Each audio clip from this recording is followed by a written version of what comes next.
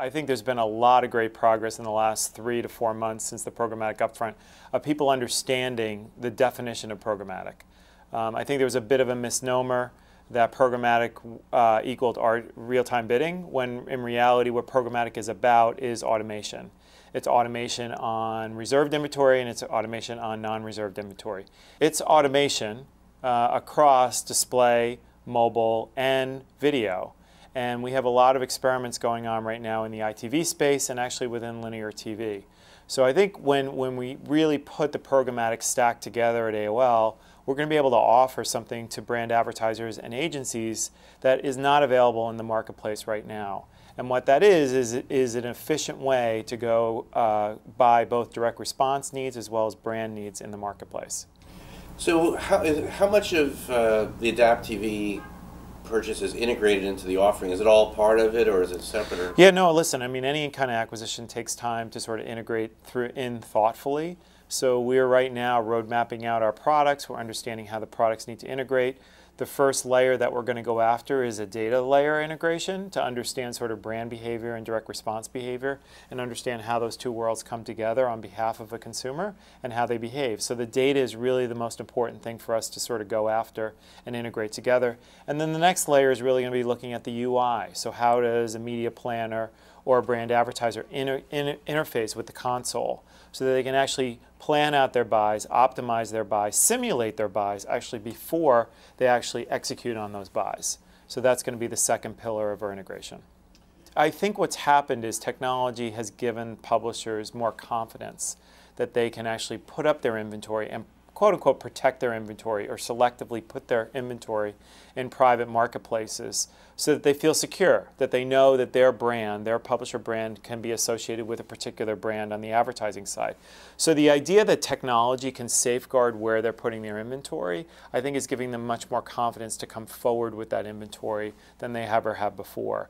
The technology allows, and the intelligence that the technology can bring about matching what an end user or an advertiser wants and what publisher they want to be around is pretty dramatic. As you know, Adapt TV did a deal with IPG called Magna Global, and we are really pushing the forefront about setting up a private marketplace, understanding what that data what transactions are happening, and the benefit that we're getting from that private marketplace, and feeding it back into the algorithms and feeding it back into our predictive segments so that we can actually refine that on their behalf.